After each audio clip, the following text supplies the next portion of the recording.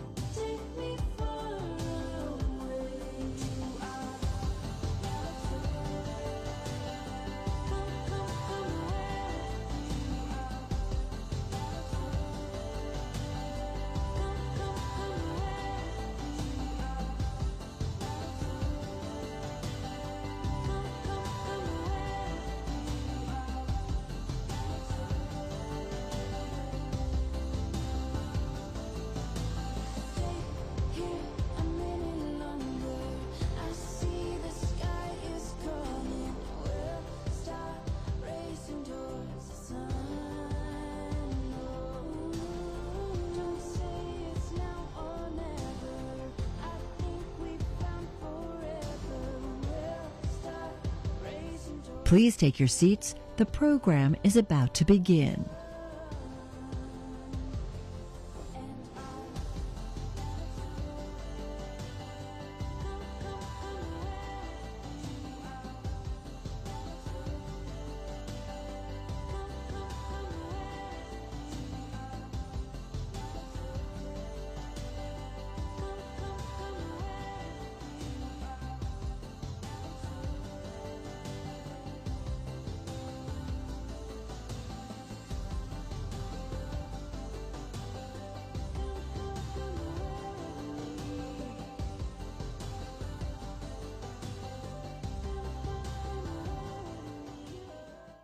Please welcome to the stage Bloomberg's Tim Stenovec.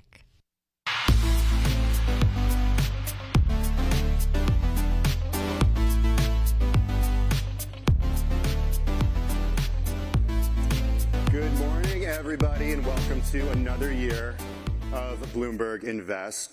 I'm really excited to be hosting our innovation stage. It's proudly sponsored by Invesco QQQ. Here, we look to awaken your minds about how AI, data, and automation are reshaping finance. This year, the discussion is different. It really enters a new phase. AI as a true performance driver and an investment differentiator. So over the next 2 days here at Bloomberg Invest, across public markets, across private markets, we're going to bring together everybody from all areas. Think about it, asset owners, operators, technologists. We're going to examine where capital is flowing, what risks are emerging, and how these new innovations are giving players in our industry, in your industry, an edge. We've got some great conversations this morning. First, before I ask you to silence your phones, please take out your phones. I'm going to tell you how you can ask questions and get more information about everything that's happening. All you got to do is scan this QR code. It'll take you to a landing page where you can find our Wi-Fi information right at the top. You can also use this as a way to plan your agenda, meet people. If you want to know who's in the room today, just to connect with them, to schedule meetings, you will just click on that icon. That'll prompt you to download our event app, and this app will allow you to view the agenda, subscribe to any sessions that are relevant to you, and receive push notifications. If you have any questions about this or need help with the process, just go to our help desk, and somebody there will help you. Also, we want to hear from you during our programs today. You'll see a tab right there where you can click to submit questions while speakers are speaking on stage. Just do that during the presentations, during the panels, while you're hearing from people. We're going to get those questions on a monitor right in front of us. We're going to try to get to as many questions as we can. If we don't get to your question, it just means we didn't have time, so apologies in advance, but please do ask questions if you have them. You can also find more information on our sponsors here. And if you don't already subscribe to Bloomberg.com, it is your lucky day because you can get a discounted subscription. There you'll find our global finance coverage and more on breaking news. And lastly, post about this. Use the hashtag BloombergInvest. You can follow along our coverage there too at Bloomberg Live on all major social media platforms. Okay, now silence your phones, please. I want to get started, and I want to do that by bringing up Paul Schroeder. I want to welcome him. He's Director of Factor and QQQ Equity Product Strategy at Invesco.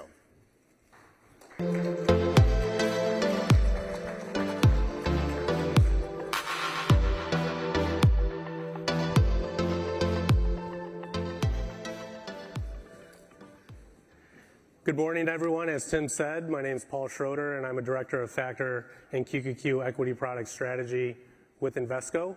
And I wanted to welcome you all to the innovation stage at Bloomberg Invest 2026. We're proud to sponsor with an industry leader like Bloomberg to discuss the topics that are transforming the way we all invest today. I've had the opportunity to attend many of these Bloomberg events over the past few years, and they've always been filled with relevant topics, with a lot of timely and relevant information that today won't be any different. And I really think that this first discussion checks all those boxes as we hear from industry leaders that are going to be discussing different ways AI could be implemented in the near future. Lastly, what I would like to say is that this is the exact type of content that we really feel that QQQ should be sponsoring, whether people will be discussing AI or one of the many other topics that will be discussed here today. QQQ has really provided a way to gain exposure to disruptive technologies through the years. Now, for the past 26 years, QQQ has provided access to industry leaders, not only in the tech field, but across many industries. So I hope you all join myself and Eric Balchunas as we dive a little bit deeper into QQQ later today here on this stage. But for now, please enjoy the program.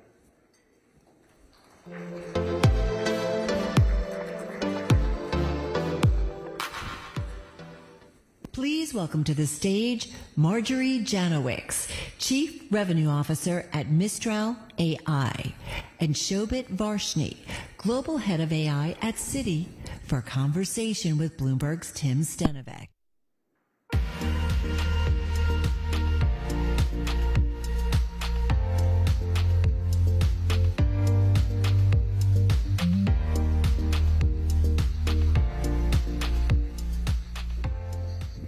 Welcome, welcome. I can think of no better way to kick things off here at Bloomberg Invest by bringing together one of the biggest banks in the world and can I call you a startup still? I think we are no longer a startup. You're no longer a startup. You can say scale up, I guess. Okay, scale up. Mistral AI's Marjorie Janowicz and Shobit's here as well from Citi. It's a great pairing, and I think the biggest thing that I've been thinking about in preparing for this is the different conversation that we're going to have this year versus what we had last year. I was told to be ready for how quickly AI is going to improve, how quickly things will get better. I mean, we talk weeks, we talk months, and it has absolutely blown my mind. So I just want to start out with you, Shobit. You're relatively new to the position at Citi as global head of AI. How does the bank use AI right now? Thank you so much for having me here. It's a great pleasure. For us at Citi, AI is the very core of how we serve our customers, how we empower our colleagues, how we run our business. So it's just across the fabric of what we do. And we always have to do that with making sure we have safety, compliance, and responsible innovation always at the forefront of what we do. We have a two-pronged approach to how we apply AI across the firm, bottoms up, top down. So bottoms up is about making sure we empower all of our colleagues. We have a central AI platform that gives you access to all kinds of large language models, contextualized to the backend systems that we need to connect to, presets that help you do the workflows. So how does that work? Like, you have the more than 180,000 employees who have access to this at Citi, have this sort of central hub where they can just go and access AI tools. So 180,000 colleagues use these very, very actively. We've rolled this out to 84 countries. Like, Citi is a very large company. We are physically in 94 countries. We operate in 180 countries. So it's a very, very large landscape. And all of our colleagues have built out a lot of day-to-day workflows in our Citi Stylus tools. So this is empowering them to do day-to-day job much, much faster, better, improves our safety, improves the way we look at different workflows. So that empowerment helps us go bottoms up and address all kinds of workflows. Then there are certain workflows that are very top-down. So we've taken a very robust approach of looking at top-down processes that cut across the organization.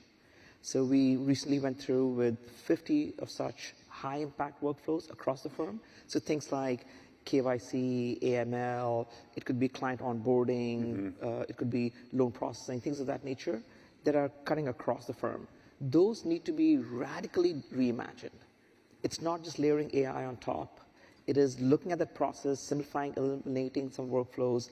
There are policies in place that impact them. So we're doing a lot to reimagine how Citi operates in the core processes, right?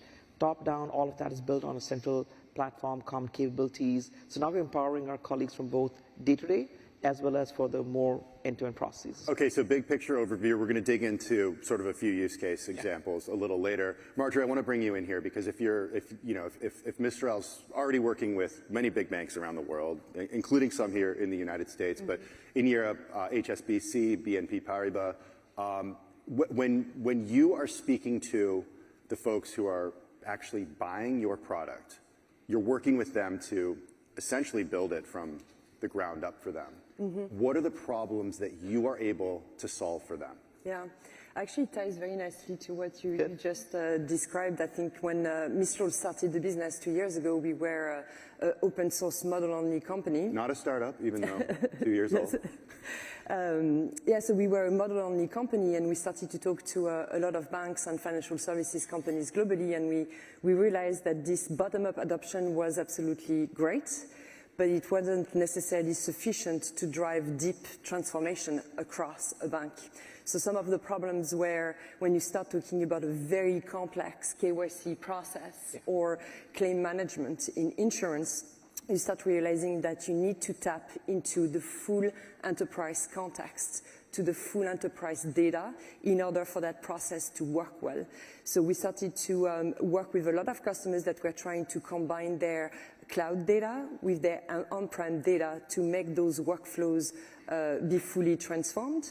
And then we also realized that creating such a complex or transforming such a complex workflow requires quite a bit of an advanced set of tools that are going to help you inject governance at every step of those workflows. So the main problem we realized was that the ROI across those banks were limited by the access to the full context of the enterprise on-prem data, cloud data, the ability and the need to customize the workflows to be really specific to the regulatory requirements that were needed. Was that challenge, and has that challenge been just about the fact that as these banks have existed for many years, as these financial institutions have existed for many years, they've adopted new technology.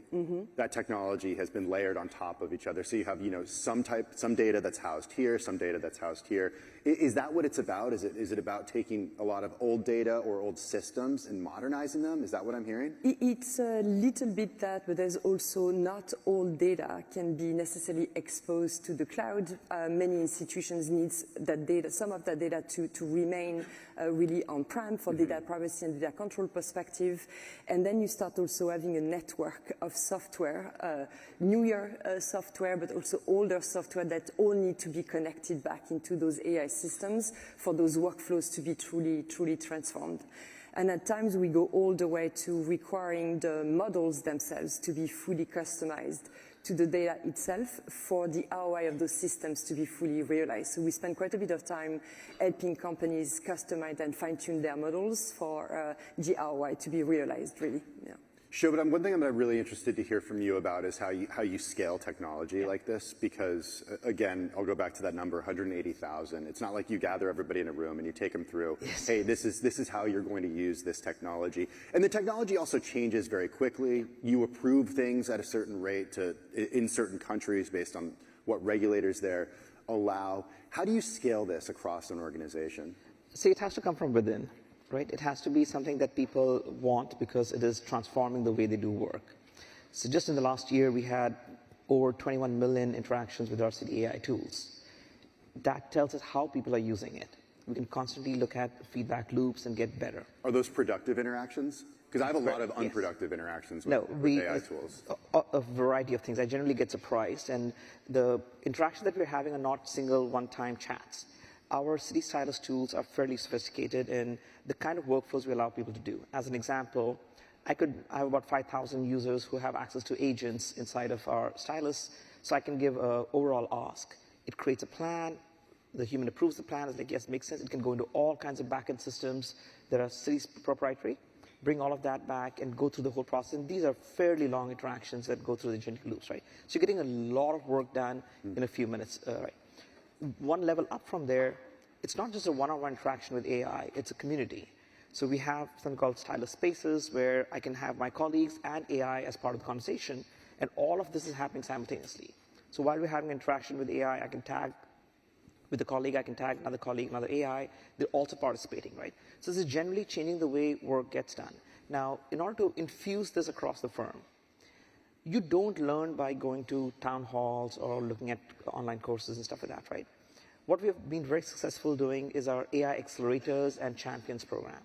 So we went out and we have people across the firm in every line of business. There's legal, there's marketing, there's developers, and the whole spectrum. These 4,000 people are the ones who are creating day-to-day presets, they're showing their colleagues. So you learn from the person who is next to you on the desk. And when they show you how they're leveraging AI to accomplish a lot more, you learn a lot faster. So you can share a preset, you have all these, this week we're doing a Citi AI days. We've done more than 100 AI days across. We've covered the entire globe. So when you get the community together, when you're learning from each other, and the tools are advanced enough that they are embedded in the way we do work. It's not a generic third-party tool that we're leveraging. We know exactly what kind of workflows are needed, and there's a continuous feedback mechanism. That bottoms up, making sure that the skills are there. We mandated generative AI training. We want to make sure that everybody's empowered. They know how to use these tools, and they're seeing how their peers are using these tools, right? That has had a compounding interest on how well we've had diffusion of this technology across our...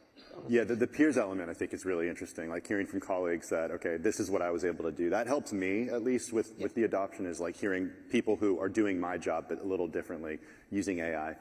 Marjorie, when you're working with the banks and you deploy Mistral's tools for them, what do you hear back from them about what they were able to accomplish, what they were able to do that they weren't able to do before, how much money they're saving, if they're saving money, that ROI? Talk to us about that. Yeah, and I think maybe to also quickly supplement on what my colleague said, I think there's the bottom-up adoption side of things, but there's also, when we start speaking about horizontal use cases, those use cases that are really cross the bank, those use cases that are going to be very much workflow oriented. I think this is where the top-down approach is necessary. And what has changed, I think, over the past 2 or 3 years is that you used to be able to solely rely on IT to roll out those end-to-end cross-functional processes into the bank. Today, the same way you need to expose your end users to AI, you also need to expose the business into participating, into defining what those processes are going to look like in the future. So my point is the role of the business together with IT is absolutely essential in driving those horizontal projects. And then going straight into responding to your question, I think within banks we see really 3 types of major use cases. One is customer 360, so onboarding the customers, improving the customer experience. And here you start being able to measure ROI with attach rate or customer acquisitions. That's an example of a ROI metric that you can tie directly back into AI systems. The second part is all around risk and control. So your KYC process, your anti-money laundering process, there you're going to be able to measure ROI in efficiency quite a bit because you are, of course, making your employees more productive. And then the third type of use cases are usually linked to financial intelligence. And here, financial intelligence is getting access to the right data faster to make the better decisions. And here you can measure the return in efficiency, but also cost savings or risk reductions. So when we start working on those horizontal projects with the business and with IT, it is absolutely essential from the beginning to identify what those measurements of success are going to be so that you avoid the proof of concept graveyard that we've all been speaking about. So how do you avoid that at Citi? What do you make sure to measure when you deploy something or when you're using a new tool or thinking about using a new tool? So for us, applying AI as a technology, in order to get business value out of it, you have to genuinely look at the operating model and AI together. You need to look at the process itself. So I'll give you some very quick examples of how we think about this. If you ask a process owner, can you do this a bit better? Everybody can squeeze out 10% on their own, right? They don't need external help to come explain how this is done and then you tell them how to do it better and stuff, right? They have a handle on that because they have control over the process itself. If you need to automate a document, they can handle it themselves. Technology is available today to do that. If you change the exam question and you say, why does this document exist in the first place? That is upstream, downstream workflows. There are policies across the firm that are impacting that particular process. The process owner, our job as leaders is to empower that process owner to radically reimagine things that are out of their control, right? That's what we're doing at Citi. Every Friday, we have the entire leadership team getting together as joint accountability for AI across the firm. This is leaders of every business, every functional area. You're saying, so what you're saying is adopting AI makes you think differently about the entire process flow of an individual's job. Like, you know, if we think about this in a historical context, maybe it's like, you know, people used to come in the morning and the mail cart would come around and bring you documents in the morning and drop newspapers off. And then nobody had computers on their desks. Now they have computers on their desks. They are already reading their email on their way into work. Are you talking about a transformation such as that? So I'm talking about fundamentally reimagining the process end to end. It's not about automating an existing process, right? So you don't want to have AI layered on top, right? So to give you an example, if you are looking at, say, the process owner, if you're doing onboarding of a client, it is not a reading a document with AI problem. It's not a problem of optical character reader, can I read this with higher accuracy? It's a cross-border data sharing problem. To enable that process owner, every Friday when we meet as a leadership, we are unlocking some of these hurdles that come in the way of systemically being able to transform things, right? So you look at a process, you simplify it, you eliminate some steps, right?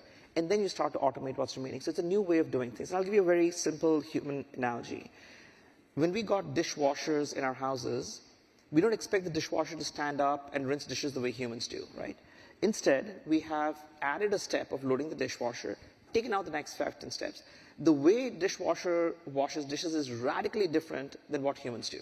The output is a lot better, and without dishwashers, we couldn't have massive restaurants, right? So that mind shift is needed.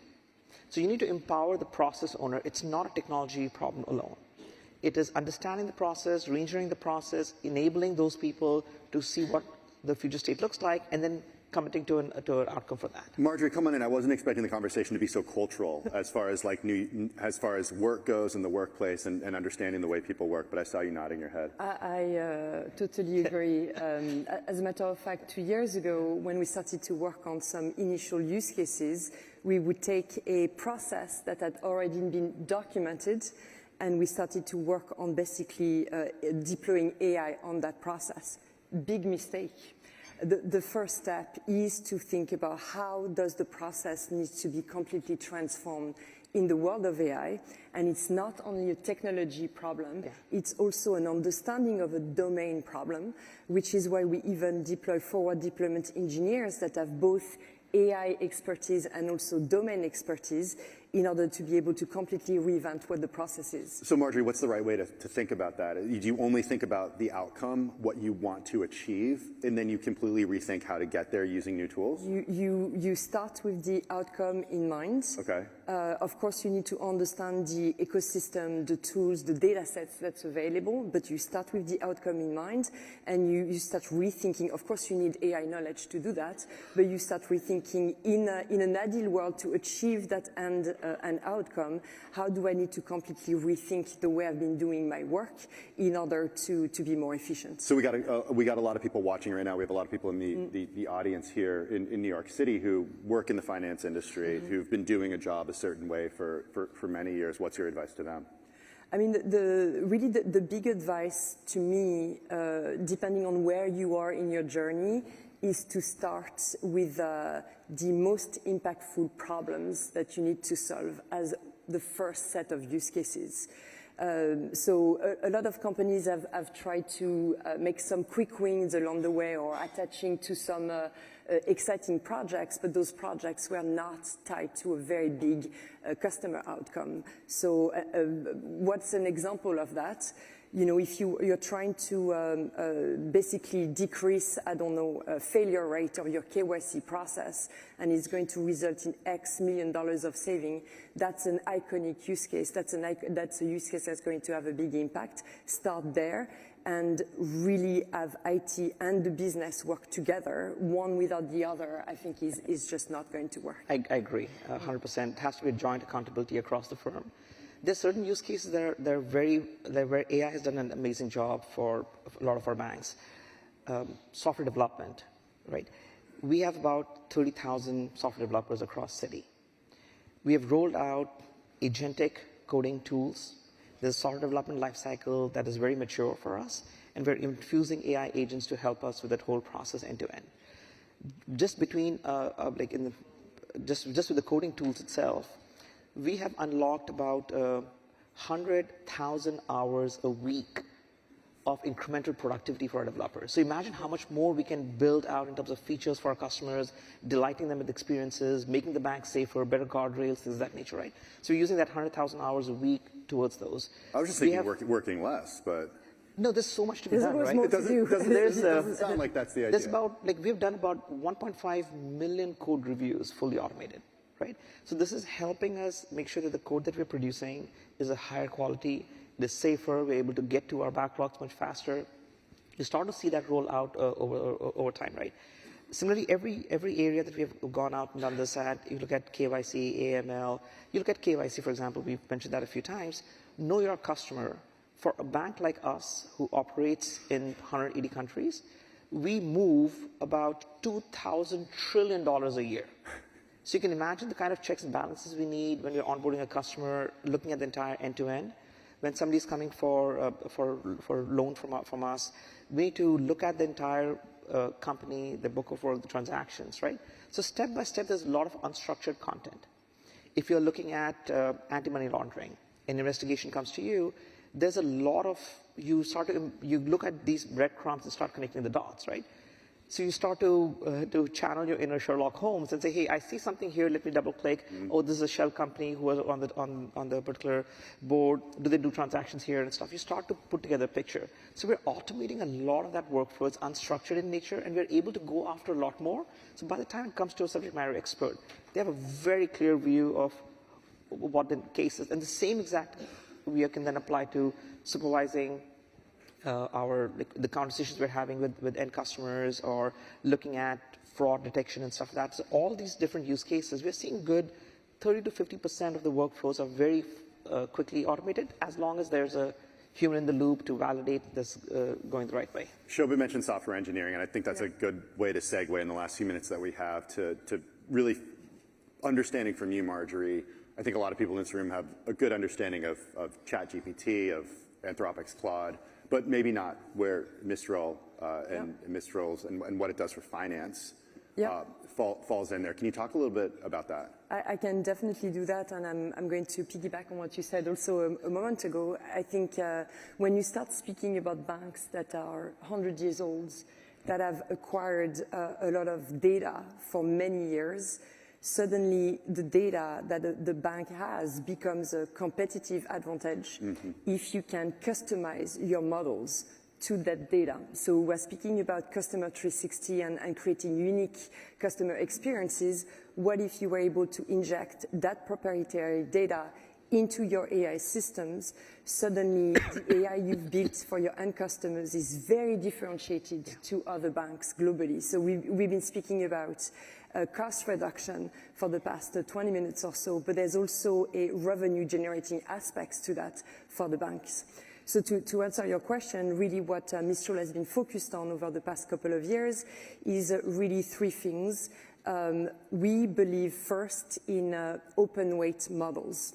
So the large language models that Mistral has launched over the past couple of years are open weights. It means you can completely adapt those models, you can look under the hood, and if you can adapt them, you can customize them to your business. So really openness is the first point. The second point is we specialize in really helping banks deploy those systems on-prem. As well as in the cloud, so that you're not only, I would say, narrowed down to use cases where your data is in the cloud, but you can really take your entire data set and build those AI systems safely and with full control. And the third aspect is customization, making the AI your own, not only by customizing the models, but also a technology platform that you can plug and play into those model gardens or those platforms you've built internally. So Mistral has basically built an entire business over the past couple of years, working with companies like HSBC and BNP, as you mentioned, really working on enterprise-wide transformations. We start by laying out a horizontal strategy for what that transformation looks like. We defined 30, 50 critical use cases that are going to either drive new revenue opportunities or drive significant efficiency gains, and we achieve that with 25 different open models, a technology stack that sits on top, and the very important component of forward deployment engineers that I was talking about, that are the glue between technology and AI expertise, but also domain expertise. So folks that understand KYC, folks that understand anti-money laundering processes, people that understand deeply customer 360 in the context of a bank, and we roll out those end-to-end solutions to really drive return on investments. Shobit, is that when you adopt a frontier model, is that the way it goes? Yeah, so the way we've done this in Citi, we have a Citi AI platform. That's the only way you get to any LLM. Like built on an LLM? No, so the platform itself exposes all sorts of partner LLMs for us. We have to have a very, very scalable, the scale at which we are is very large. We need to make sure it's multi-model. We need to make sure it's multi-cloud. We need to make sure it's super simple to tap into. And all the governance has to be baked into the platform from the design, right? So for us, we have our own benchmarks of figuring out what models are suited for what kind of use cases, and we can keep running them. Models change every few weeks, every few days, months. We need to make sure that we can run all of our tests and come up with our own scoring against one of them. So we have intentionally made sure that we can swap models in and out. Our moat comes from the context of the business, like context engineering and ensuring it understands how we need it to be done in a particular way. When AI is making some content, we need to make sure the checking of the content is also automated. There should be human in the loop looking at all of that end to end.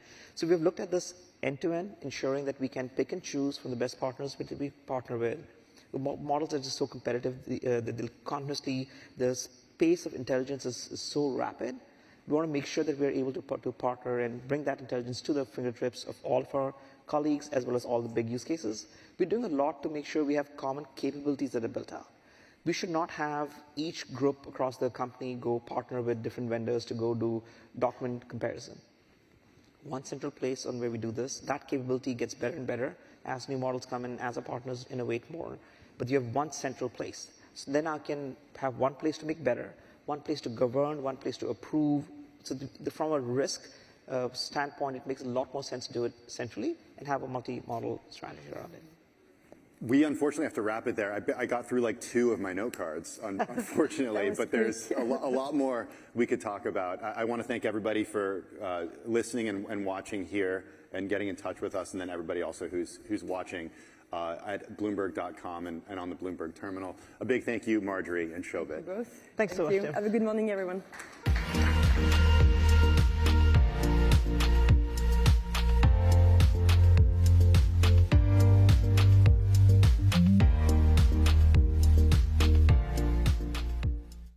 Please welcome to the stage Rudina Cesari, founder and managing partner at Glasswing Ventures, for a conversation with Bloomberg's Carol Masser.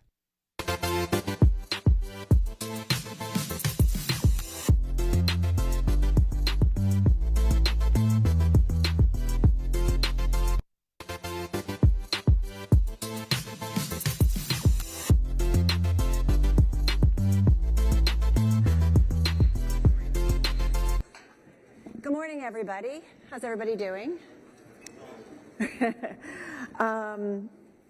Rudina, thank you so much for doing this with us. Thank you for having me. We're going to try and cover a lot of ground in the next 10, 12 minutes, but I want to start with the macro because I feel like it's kind of remiss if we ignore the elephant in the room. And obviously, we continue to see policies that impact the investment world, our world at large. How does any of this stuff factor in as you think about investments? You've been investing for a long time, seen different cycles, different White Houses. Does any of this impact kind of your investment decisioning or decision-making right now? Thank you, Carol, and good morning, everyone. So I'm an early-stage investor at the very edge of artificial intelligence and frontier tech for enterprise and cybersecurity. And it's an environment of change. And change can be good and change can be disruptive. As far as AI adoption, we're only in the beginning innings of its adoption. Regulatory environment is as loose as it has been in a lot of years. So that in many ways opens up the door for investments. QSBS, for example, qualified small business stock, being an opportunity to it's loosened its definition and made it easier to obtain that with the goal of spurring more innovation. And then, of course, there is overall uncertainty in the political environment. So it's a lot of change in both directions. A lot coming at us. Rudina, when it comes to AI, you've been a long-time investor. In terms of AI-related opportunities, how much stuff is coming across your desk? And how much of it is it, can I say crap? Or how much of it is actually you think, okay, these are opportunities? So a lot, because effectively everything that we do going forward will be at a minimum AI enabled. I caught a glimpse of the prior panel when they were talking about building on top of the LLMs or the foundation models or frontier models, I think I refer to them as such.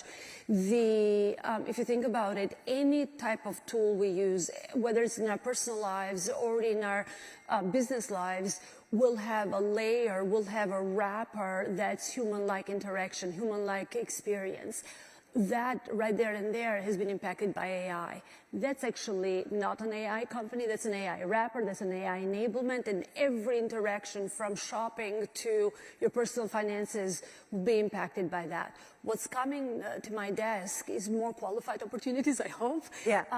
Particularly around vertical AI, so vertical industries where deep domain expertise is needed, where you can have unique moats and defensibility around the data and around the proprietary potentially models or unique models to the vertical or the problem at hand, so that the large incumbents can't respond easily. So I want to get into more of what you mean in terms of vertical AI, but in terms of the horizontal players, the large language model players, whether it's your OpenAI, ChatGPT, whether it's Gemini, whether it's Anthropic. Mistral, let's nod to them. Right, the companies that we are talking about day in and day out, lots of money going into them. Is that the opportunity going forward, or is that just providing for the opportunities going forward? That is providing for the opportunities going forward. And again, I'm going to try to balance not to be too techy, but what we are seeing is a rebuilding of the technology stack. So, these models are the very foundation. They just sit right above the hardware layer of infrastructure. They're really the software or the AI infrastructure for this stack. Above it, we will have, and we do have already, the middle layer, which is tools that help sort of get you from, okay, I have access to a model, what do I do now, to that application layer. But the real opportunity set is at the application layer. Very analogous to what we saw with the cloud, where we have AWS and Azure and others, GCP with Google. But it opened up the opportunity set for a whole new class of SaaS companies, which they are challenged. That's the nature of disruption.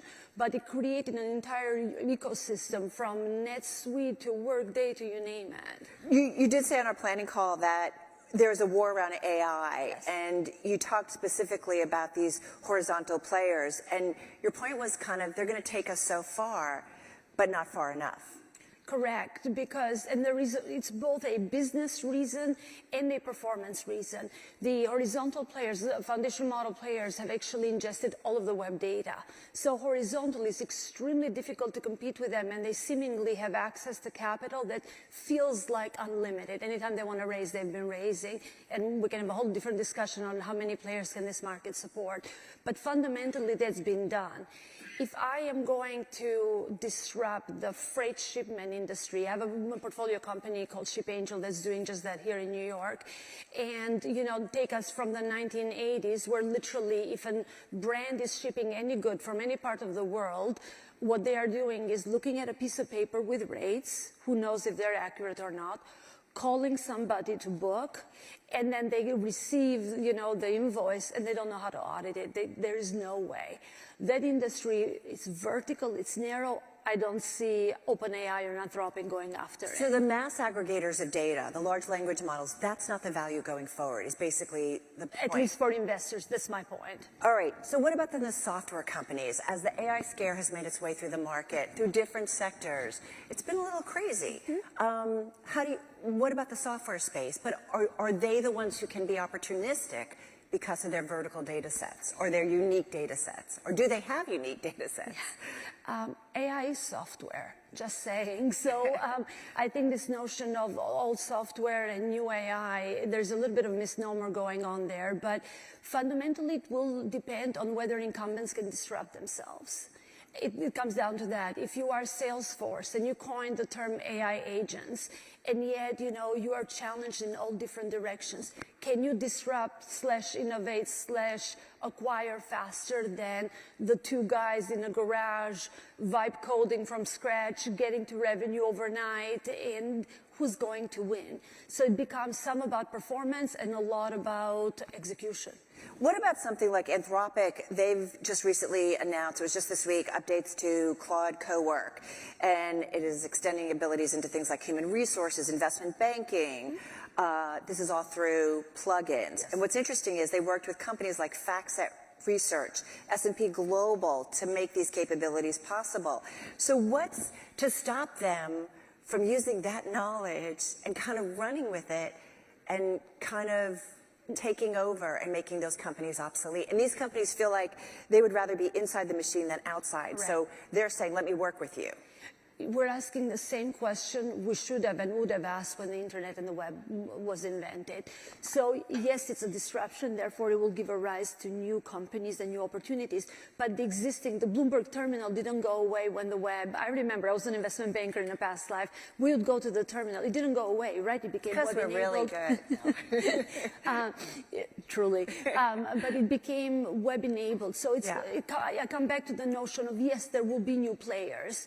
By the same token, there is an opportunity for the existing players to disrupt themselves with their unique data and automate your workflows. Right now, if you want to win in AI, it's about automating workflows. What's a recent investment? So explain this vertical AI. So you have to be thinking, you're early stage, so you're thinking 5 to 10 years, this is a company that's going to be around and maybe disrupt the disruptors. Yeah. So give me an idea of a recent investment. Happy to. So, and I'm going to pick one that's hopefully relatable to all of us as humans. Pharmacy prescription fulfillment. How much fun do you have when you have to deal with that and prior authorizations? I mean, it's a very antiquated process or workflow whereby the doctors, 20% is handwritten, 80% is digital faxes. They literally get faxed. Then it gets into the pharmacy. Depending on which pharmacy it is, they have many different systems. They have to input it from scratch. Then if it's a prior authorization, it has to go through a whole process. It's messy as messy can be. Well, with AI, you can actually automate a lot of the workflows from needing to call. You can now have an AI engine calling to, or, you know, an agent, all the way to how you replenish 30% of the drugs that actually do not get picked up by the patients.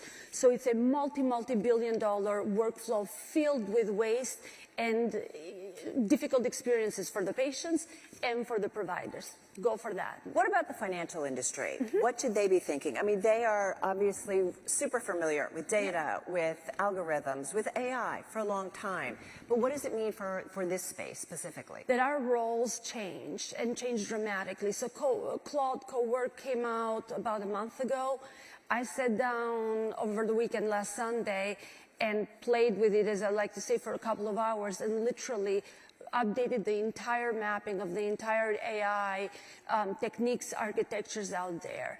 My job is changing. Our jobs are changing. We're no longer going to be number crunchers. The number crunching is going to practically happen on its own, whether it's a Claude or something else. We are going to be interpreters. We're going to be more empowered decision makers. So what I will say is, there's a big fear around jobs. I'm not worried about jobs going away. In fact, any research you see indicates that there will be more jobs, especially financial services. Our jobs, though, will change. And where will we be in that restructuring of our roles? An analyst will be a lot more about interpretation, will be a lot about this collaboration between human and machine or human and AI to deliver different outputs. So we need to be retrained. Just last question in terms of your advice, a takeaway, because I do think about anyone who's here. I keep hearing about dislocation. Older folks might have some problems kind of making the transition. I hate to put an age thing on it. But you had a great piece of advice, and I know I've done this with my 22-year-old. What do you suggest? I suggest hanging out with the 25-year-olds. They're mature enough to kind of have some level of sense of what's right and wrong, I hope, but very young enough to actually adopt new tools and think differently and not be bound by it has been done this way, therefore it should continue to be done that way. Their naivete is an advantage in these types of disruption and transformation.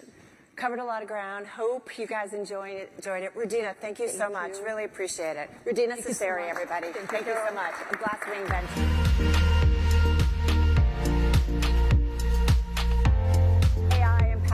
bring out another guest. Rich Bowman is with us. He's AI Operations Specialist of Emerging Platforms over at NASCAR. Please welcome Rich to the platform. Good to see you. See you as well. So I'm going to do the same thing I did, starting with just the macro. And then I want to get into what you guys are doing with AI. Because I do think there's so much coming at leaders, investors every day. Markets react sometimes, and sometimes they don't. But when you think about the constant things that are coming at us, how does it impact any of your decisions that you're thinking, whether it's investing in technology, doing things with your workforce, whether it's AI? What do you do? Anything changing? Yeah, so there's certainly a lot happening right now. There's a lot in the headlines for sure. At NASCAR, we are laser focused. We are committed to growing our sport. That's our goal for this year for sure. And everything we're doing is pushing that down the field. And so whether it's what we're doing on the track, off the track, everything is going towards how can we grow our sport? How can we get in front of more people? How can we make it more exciting? And our AI initiatives are a big part of that. And so I'm excited to get into what we're doing and how we're using AI to really help transform our company. How big a part is it? Tell me about a little bit the conversation about how you guys are approaching it. Yeah. Is it all in, everybody, top to bottom, bottom to top?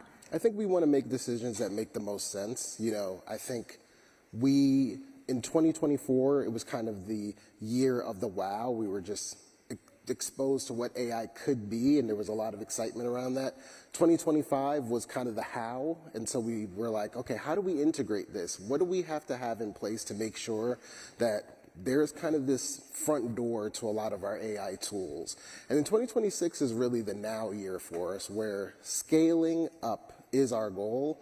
And so how can we get this tool, this artificial intelligence, into the hands of our people who are already doing great work, help them to do greater work in fractions of the time?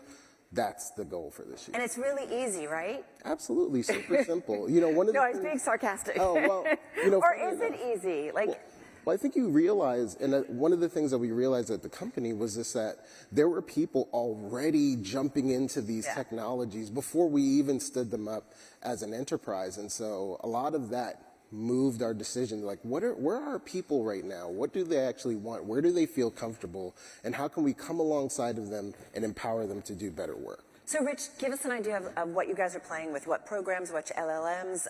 Give us an idea of the process and who's doing what right now, who's kind of playing, who's maybe getting more serious in terms of workflow.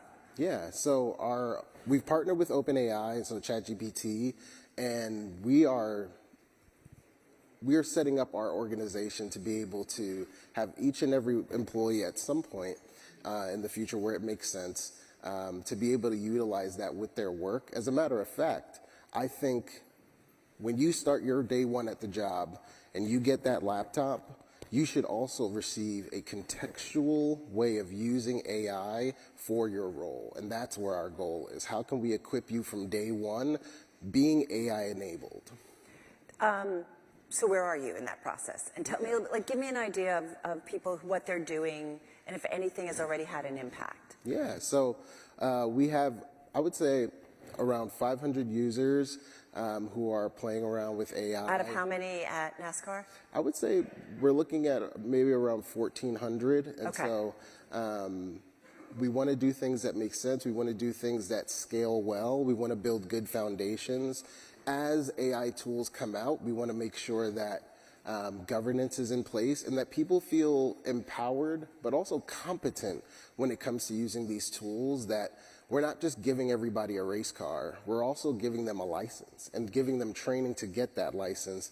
And we're seeing reductions in the most repeatable tasks, which represent the majority of the work that most of our people are doing. And so it's been great just to see and experience how much people are enjoying and seeing how much more work they're getting done. How do you think about individuals who might be like, I'm not so into this? Yeah, I think, you know, NASCAR is a sport, been around for over 80 years. You don't get to that place without having the ability to pivot and adapt when the technological landscape changes. Yeah. The current wave right now is AI, and we are already adapting to that. And so we are making sure that this is the two engines that are driving everything we're doing in AI is this proven to be effective, and is it inspected to be safe? Those two engines are driving everything behind our AI tools. I want to talk to you about governance issues, because there's governance for the company. There's governance, for the customer. There's governance for the workers. If you're a publicly held company, you think about governance for investors. So how do you kind of get around that? And I think we're talking a lot about that, considering the spat that we've seen between Anthropic and the Pentagon. And what's interesting, even this morning, OpenAI came out and said, yeah, we want, now that they've kind of come in to say, we'll work with the government, but saying we too want some guardrails, especially when it comes to mass surveillance of U.S. citizens. So how do you think about that? Well, I think these stories should cause everyone at every company to think about AI governance in a way that speeds up our attention to that idea way faster than we've been doing in the past. And I think for the most part, you get a sense that governance is the brake pedal when you front load all the tooling. So you want to make the headlines, you want to get that sense of speed, and so you might push tools that have not gone through that governance, and then it'll seem like this is going to slow us down to have to circle back and check to see. But if you front load that governance, if you say, hey, we're going to inspect this tool, we're going to understand how we're going to deploy this, who we're going to deploy it to, who's going to manage that, it really gives the freedom at the end for people to be able to utilize that tool in a way that they know is safe. You said something that was really cool to me on our planning call, and this whole idea that basically every employee, certainly with agentic AI, becomes a manager. Yeah. And so not everybody is we've all worked with people who weren't meant to be managers. But having said that, like, there are skills with managing people or processes or workflows, correct? Yeah. Or an agent, an AI agent. Yeah.